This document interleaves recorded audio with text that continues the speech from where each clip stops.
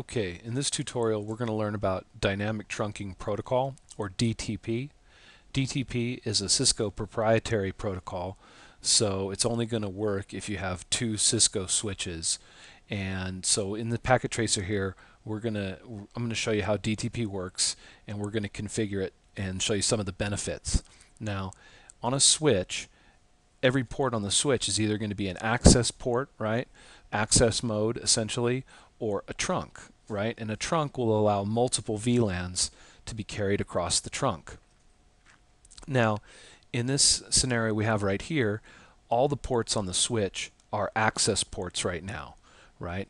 And they're all by default on VLAN 1, except for port 3 right here, going to this PC, which is on VLAN 20. And on this switch on port 3 going to this PC is also on VLAN 20, right? So we have a situation where we have two switches that have been VLANed. We've got VLAN 1 for all the ports, and then we have one port and one port that are on VLAN 20. And we want them to be able to communicate. We want this PC on VLAN 20 to be able to communicate with this PC on VLAN 20.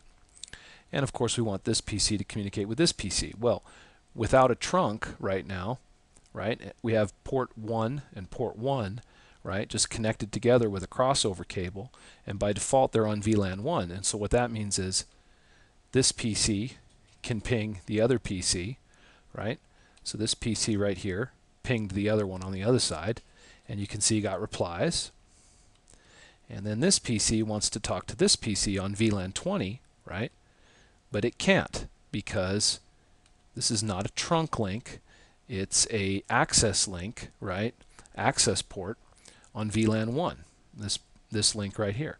So what we need to do is we need to turn this into a trunk. Now, so far I've been doing this manually, and what's cool about DTP, the Cisco Dynamic Trunking Protocol, is with DTP enabled, the ports can auto-negotiate with one another and can come up and decide essentially whether the link is going to be a trunk or whether it's going to be an access port. And that auto-negotiation is done with DTP. DTP communicates across the link using advertisements, and then it changes the mode dynamically either into an access port or a trunk port, right? So the other interesting thing about DTP and why you want to know how to use it is that it is enabled by default on the Cisco switches in the Cisco CCNA curriculum and on the switches here in the packet tracer. So it's on by default. So it's useful to know how it works. So first of all, here are the commands we're going to learn how to use, and our goal is to turn this link into a trunk, but to do it by using DTP and allowing it to auto-negotiate from one side to the other, changing the other side just through the auto-negotiation process. So just to show you right off the bat, I'm going to click on this switch, I'll hit enter, I'll type enable, and I'll do a show DTP, right? So I do a show DTP, and you can see right off the bat that DTP is sending DTP hello packets every 30 seconds. So it's on by default. Dynamic trunking timeout is 300 seconds timeout, and two interfaces using DTP, right? So so right off the bat, it sees this link, and it sees that the other link is also using DTP. Now, if DTP is on and enabled by default on these links, right, there can only be 4 modes. It can either be access mode, trunk mode, dynamic auto mode, or dynamic desirable mode. And by default, if you don't do anything, when DTP is enabled on the port, let's say right here, it's in dynamic auto mode, right? And so if this port's in dynamic auto mode and this port's in dynamic auto mode, which they both are because DTP is enabled by default, then the resulting link port will be an access port or an access mode, essentially, right? So what we can do though is, so they're both in dynamic auto, right? So let's see here. We'll do one other show command. We'll say we're going to do show interface fast Ethernet 01 switch port. So we'll do show int for interface FA 0/1 switch port. Okay, and when we do that, you can see that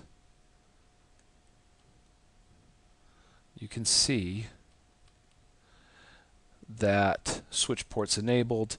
The administrative mode, just like I said, is dynamic auto, right? So you can see that it's in dynamic auto mode by default, right? Operational mode, static access, it's an access port right now. Trunking encapsulation, it's capable of doing .1Q, 802.1Q. VLAN 1 is the access mode right now, and the native mode for trunking has not been configured, so VLAN 1 is also the native mode. No voice VLAN, all that. Okay, let's scroll down. All right, that's it. Okay, so what we'll do is we'll go into this switch port and we'll say conf t to get to global config mode, and then we'll say interface FA 0/1 to get into our interface 1. Now why am I doing this? Because this is interface 1 on this switch right here, right? Switch 0, interface 1, and we want to turn it into a trunk, right? So basically, if I'll say SW switch port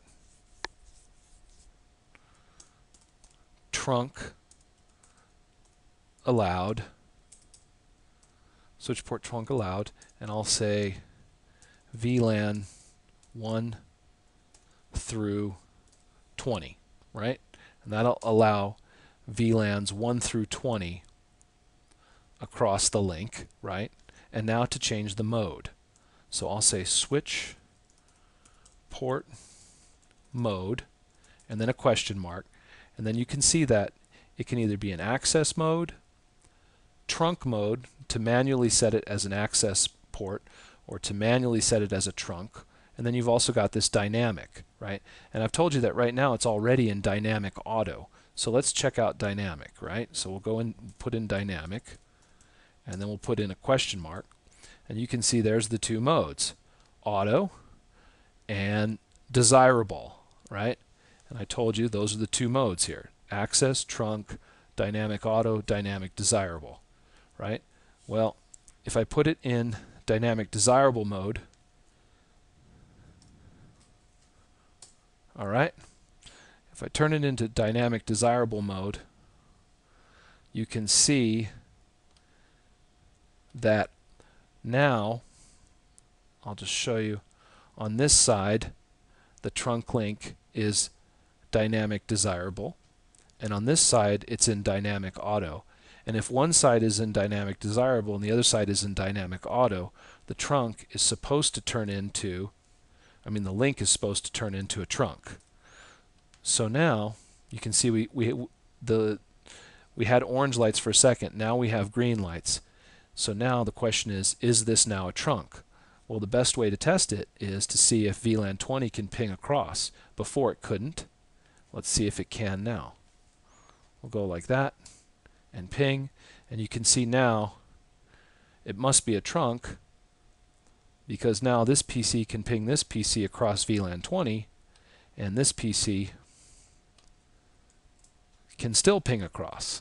So now VLAN 20 and VLAN 1 are communicating across the link, and we've achieved a trunk. If we look in here and we go Control C, Control C, and we do a show interfaces FA01 switch port, you'll see that now, whoops, it always does that. Switch port enabled, administrative mode, notice dynamic desirable. Now the operational mode is not an access port, it's now a trunk port. Operational mode is a trunk.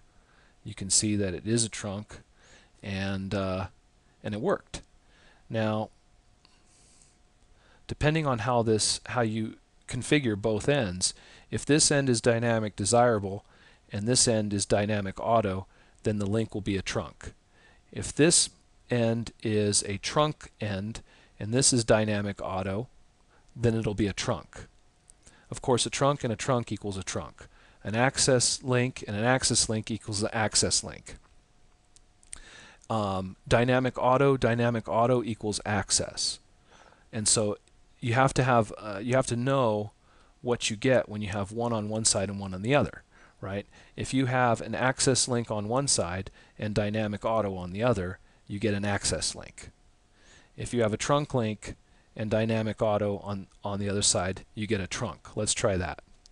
So what we'll do is conf t, we'll do interface 01, and this time we'll change the mode to switch port mode trunk, right? Hit enter. And now this side's been configured as a trunk.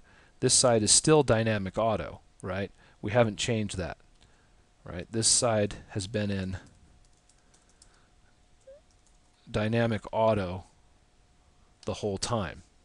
Now this side is a trunk mode, and let's see if we still have a trunk here.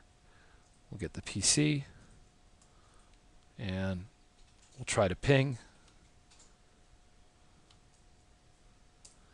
and you can see that we can still ping.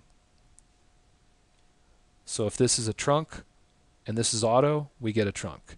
If this is dynamic desirable and this is auto, we get a trunk, right? But if we change this back to dynamic auto, it won't be so. So what we'll do is we'll do that. We'll say switch port mode dynamic auto, right? All right, now it's dynamic auto mode. And now we'll see if we can, we'll give it a second. Notice it's now orange on either side. And open up the command prompt and try to ping across. And you can see that now it can no longer ping across. So as soon as we put this back to dynamic auto on this side, we lose our trunk. So anyway, DTP is very cool because we haven't even had to configure this switch at all. We didn't even say what VLANs were allowed. We only configured allowed VLANs on this side and configured this side for the switch port mode of a trunk or dynamic desirable, and the other side automatically negotiated the link into a trunk link on its side as well. Where we end off is dynamic desirable plus dynamic auto on the other link, which is the default mode, equals a trunk. If you want to see how these other combinations work, you can go to my website at danscourses.com and look up the DTP page under Cisco CCNA 3, and I'll have a chart which shows how all the different modes on either side and the resulting link, whether it'll be a trunk or an access link. There are a couple of situations that you do not want to have. In other words, a couple of things here. Now typically the way I've always done this is that I'll just decide if I want this link to be a trunk, I'll make this side a trunk manually, and I'll make this side a trunk manually, right? And when I do that, you know, if you put a trunk on one side and a trunk on the other, you get a trunk, right? And if you're going to do that, then you might as well use the switch port non-negotiate or no negotiate command, which will basically turn off DTP and stop DTP advertisements from running. Remember, DTP is on by default. So why, if you're going to manually configure the trunk on both sides, there's no point in having the DTP protocol sending packets every 30 seconds across the link. So that's one thing. The switch port no negotiate command will turn off those advertisements.